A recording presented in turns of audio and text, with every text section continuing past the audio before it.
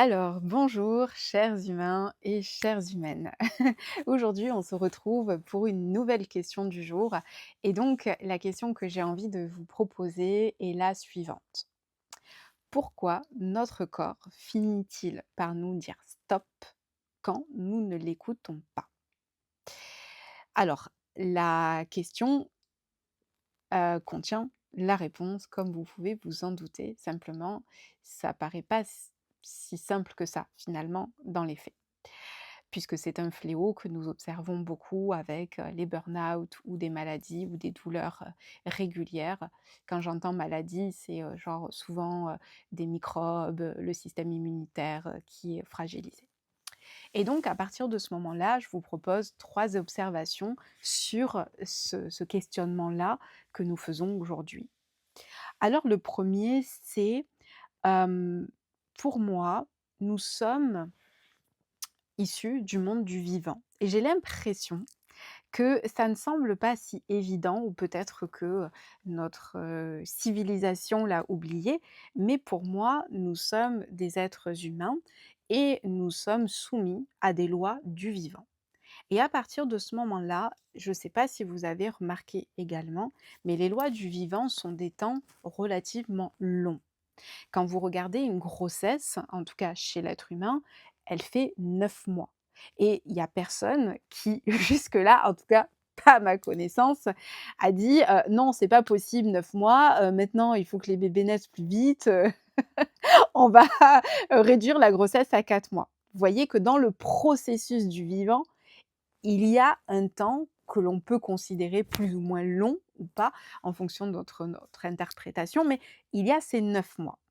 Si ça vous est déjà arrivé d'avoir une fracture, de vous être blessé au niveau musculaire, au niveau, squelettique, vous voyez aussi que les temps de consolidation sont de l'ordre de plusieurs semaines.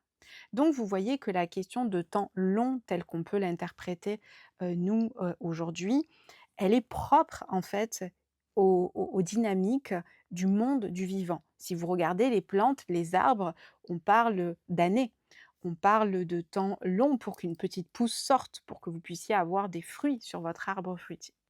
Donc ça, c'est un premier élément, c'est que notre corps, lui, de mon analyse, est soumis à des temps longs qui ne sont pas des temps de notre société, donc notre temps culturel, notre temps psychologique, qui lui va très vite. Et donc vous voyez le décalage entre ce temps du vivant, qui est un temps long, et ce temps du cérébral de la société et des cultures dans lesquelles nous vivons, qui sont des temps rapides. Et là, vous voyez, il y a une sorte de cassure qui se pose et qui fait que le corps, à un moment donné, va reprendre ses droits et dire c'est pas OK, en fait. Ça, c'est un premier point qui nous amène sur le second point qui est, cette fameuse dictature cérébrale. On y revient et ce que j'appelle dictature cérébrale, c'est toute cette concentration, toute cette attention qui est focalisée sur cette partie-là de notre membre, heu, en tant que muscle, cérébral et en fait, toute notre vie est régie par cet organe-là, alors que c'est pas le seul qui nous constitue, mais que la société, que notre mode de vie a, mis en avant et que nous cultivons au fur et à mesure. Et à partir de ce moment-là, eh bien, il va y avoir, des choses qu'on ne voit pas parce que si on se focalise exclusivement sur cette partie de nous, alors le reste, qu'en est-il? Et c'est ce qui nous amène au troisième point, c'est la question de la limite, de nos limites et de nos vulnérabilités. Et je sais que beaucoup de personnes avec qui viennent me consulter cette question des limites, cette question des vulnérabilités qui est, souvent, énoncée et je le mets en guillemets en tant que faiblesse. Je ne veux pas être faible. Je ne veux pas, qu'on voie mes vulnérabilités. Et ce qui s'entend bien sûr dans un cadre clinique, c'est des choses qui se travaillent. Simplement, de manière générale, il me semble important de ramener à cette notion du vivant que nous sommes des êtres par nature et par définition profondément vulnérables. Et j'aime bien donner cette image où demain vous nous mettez devant un lion, on va pas faire long feu parce que notre spécificité en tant qu'humain et c'est là, tout ce processus, et ce concept de culture en anthropologie, c'est notre capacité à créer des outils et à remanier notre environnement. Alors on le verra aussi chez certains animaux et ça c'est encore, quelque chose que j'aurai peut-être, l'occasion d'approfondir. Mais vous voyez, on a cette tendance à croire que nous sommes des êtres très forts, très puissants. Oui, parce que nous avons créé des architectures qui nous protègent, mais demain on enlève ces architectures, on est quand même un petit peu tout nu et si on nous remet aujourd'hui, alors j'aime bien donner cet exemple, dans la forêt de Fontainebleau, on va pas vivre longtemps, on sait pas quoi manger, on va avoir froid si on n'a pas vêtements et donc on est par nature des êtres vulnérables, que ça soit au niveau corporel et que ça soit aussi au niveau, psychologique. Parce qu'en fait, un être humain a besoin de nombreux paramètres pour pouvoir se sentir bien, pour pouvoir être, en paix et pour pouvoir, se sentir épanoui et être en harmonie, en fait, dans toutes les parts de lui-même. Et à partir de ce moment-là, je crois que c'est important de souligner ces éléments. Et donc, je vous propose 3 pistes de réflexion pour aujourd'hui qui sont: est-ce que vous savez faire la nuance entre faire avec votre corps, donc faire du yoga par exemple, et ressentir le yoga? Est-ce que vous voyez la nuance? Est-ce que ces termes vous parlent ou pas du tout? Et si ça ne vous parle pas, c'est OK. Mais juste de voir que cette nuance-là, entre faire avec son corps et ressentir avec son corps, ce sont 2 modes de fonctionnement qui ne sont pas les mêmes. Et souvent, je propose, aux personnes qui me consultent, de revenir dans le corps et elles me disent: «Beh, oui, je reviens dans mon corps, je vais faire de la marche, je vais faire du sport». Mais faire des choses avec son corps, est-ce que ça veut dire habiter le corps? Bon, ça peut paraître peut-être philosophique, mais voilà, je vous le propose. Et dans cette notion de faire avec le corps et d'habiter le corps et de ressentir dans le corps, eh bien, pour moi, il y a un 2e point de réflexion qui est l'intention. Quand vous allez faire et je parle particulièrement du yoga parce que c'est issu d'une culture où le corps et l'esprit sont mêlés et ne sont pas dissociés, contrairement à notre culture occidentale et notamment aux travaux de Descartes qui avaient, beaucoup amené le fait que le corps et l'esprit n'aient rien à voir ensemble. Et dans le yoga, il y a cette idée initiale d'une réharmonisation entre le corps et l'esprit. Simplement en Occident, je ne sais pas si l'intention de cette harmonisation y est.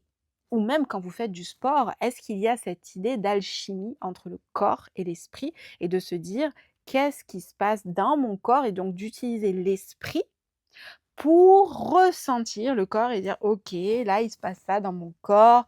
OK, je sens tel muscle qui chauffe» et cetera. Et donc de poser peut-être une intention et qu'est-ce que j'entends par intention? C'est où est-ce que vous focalisez votre attention quand vous allez faire quelque chose avec le corps. Et ensuite, en 3e point, il y aurait ce questionnement sur se réconcilier avec le vivant. Notre corps est un être vivant. Il est constitué de milliards de cellules. Vous le savez, nous sommes tous porteurs de bactéries, d'un microbiote. Nos cellules font ce qu'on appelle l'apoptose, donc elles ont cette capacité de se suicider, de manière programmée pour préserver l'environnement intérieur et donc vous voyez qu'il y a toute une dynamique interne qui ne nous a pas été transmise spécialement à l'école et que souvent nous ignorons. Et à partir de ce moment-là, ça serait de vous interroger sur quel est votre rapport à vous, à votre corps et au vivant. Et tout de suite, ça paraît très, très, philosophique et très complexe, alors que si vous regardez aujourd'hui, tous les actes de la vie quotidienne que vous faites ont pour vocation de préserver le vivant. Si vous regardez au niveau de vos dents et de vous brosser les dents, c'est pas forcément pour faire joli, même si culturellement c'est admis, voilà, on se brosse les dents, c'est la base. Mais derrière, c'est éviter la prolifération des bactéries pour votre hygiène buccale et préserver donc votre dentition pour manger. Pourquoi nous mangeons? Pour avoir de l'énergie, pour pouvoir justement apporter les nutriments essentiels à notre corps. Et je pourrais continuer très longtemps et notamment la douche. Pourquoi nous nous douchons? C'est pour éviter la prolifération des bactéries sur notre organisme qui pourrait être justement la source de nombreuses maladies, que ça soit de peau ou autre. Donc vous voyez que tous les actes qui culturellement sont admis et que nous faisons sans nous vraiment nous interroger, ont finalement un objectif très fondamental qui est de préserver notre organisme et l'organisme vivant que nous sommes. Et je parle bien d'organisme parce que juste dire que l'être humain serait un cerveau, ça serait faux. Juste dire que nous serions un corps, ça serait faux. Juste dire que nous serions une âme, au sens philosophique ou spirituel en fonction de ce qui vous parle, ça serait faux. Nous sommes un organisme vivant à part entière et donc nous sommes composés de différentes, d'une diversité tout simplement. Et en ça, je trouve très beau et c'est pour ça que je suis fascinée, passionnée par le monde du vivant, par le règne animal dont nous faisons partie, par, le végétal et c'est pour ça que la science est quelque chose qui me parle énormément. Du coup, hem, ce que je vous propose, l'invitation que je vous fais pour aujourd'hui, c'est juste de prendre le temps, peut-être, de boire très lentement et de voir qu'est-ce qui se passe quand on écoute le corps, quand on écoute ces bruits peut-être, le glouglou, le ventre qui se détracte ou rétracte, je ne sais pas et de voir qu'est-ce qui se passe quand vous laissez le murmure du corps être là, de voir peut-être ses limites ou ses possibilités qui s'installent. Voilà. J'espère que cette vidéo d'aujourd'hui vous aura plu, et que ça pourra vous permettre de cheminer pour aujourd'hui et au-delà et je vous souhaite une très belle journée et je vous dis à demain.